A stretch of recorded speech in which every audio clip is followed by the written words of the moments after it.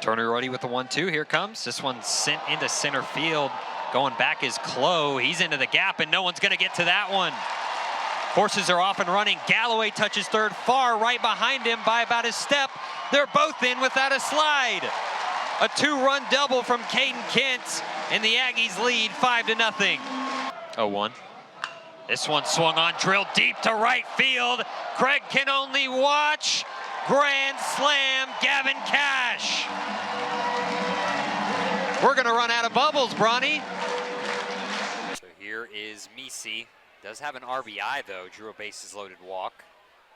Bats with runners at the corners, 2 down. He's gonna send this one back up the middle, past the dive of Shelley. And coming in to score is Jacob Guerrero. Holding at second is Cameron Kelton, and the Bombers extend their lead.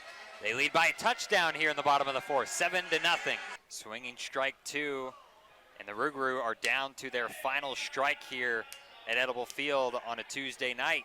Bombers looking to improve to 5-4, and their overall record to 19-12. The righty Straminska is set. Stornello ready, 1-2, swung on and missed, and that'll do it. The Bombers win this one 5-1 at Edible Field and improve their record to 19-12, 5-4 on the second half, behind a fantastic pitching performance from this Bombers bullpen. Bombers trail the Generals 4-3. Here's the pitch. Swung on and driven deep to right field. Going back on it is Perez. He slips and falls.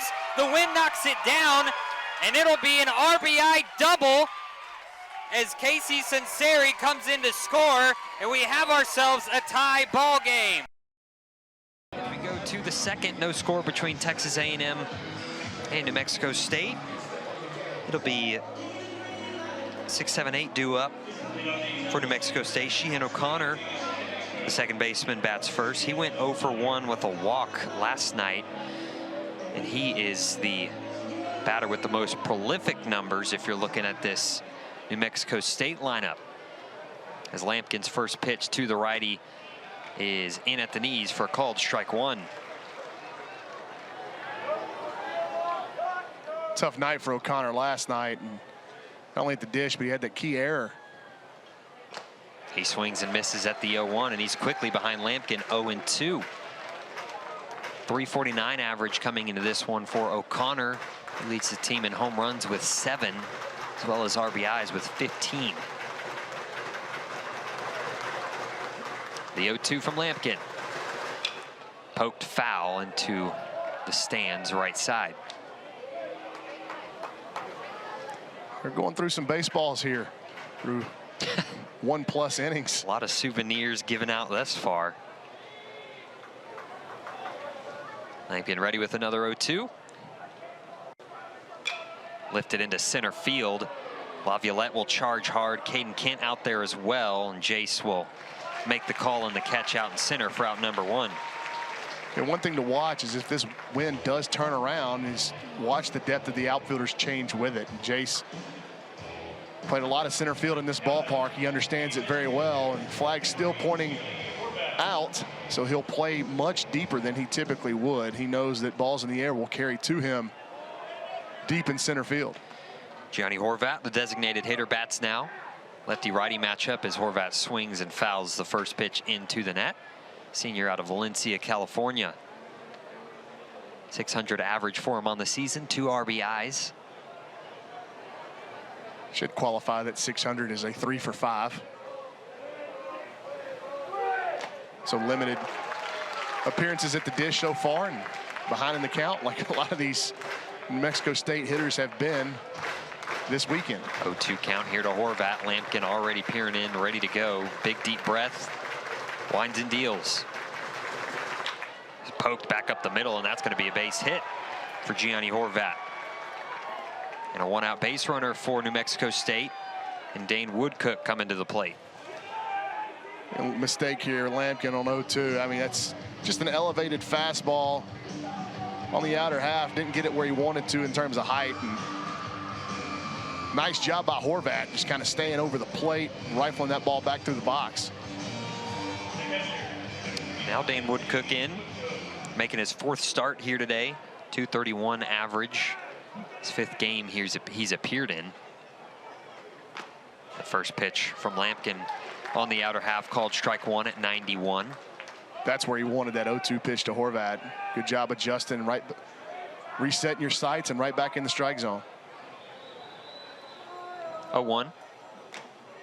Look off speed as Woodcook was out in front of that one.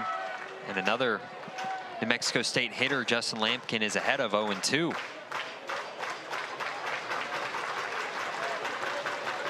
Lampkin peers over at first. Horvat has his lead.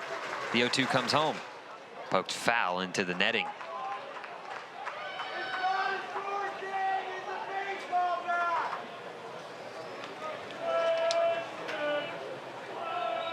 Horvat 1 for 1 in stolen base attempts. So he gets a 2.5 to 3 step lead over at first. The 0-2 comes home. Swung on and missed. Strike 3. Woodcook is down. Third strikeout for Lampkin this afternoon. And there's 2 down here in the bottom or the top of the second. Yeah, he's getting a much better feel for his second and tertiary offerings there. Little slider that starts off the plate, dips down. Woodcook's got to move at it because it is tempting a long way to the plate. Gets a little piece of it. Jacob Galloway able to hang in there. Joey Craig in now. Last night 0 for 1 with the strikeout. First pitch to him, inner half, called strike 1.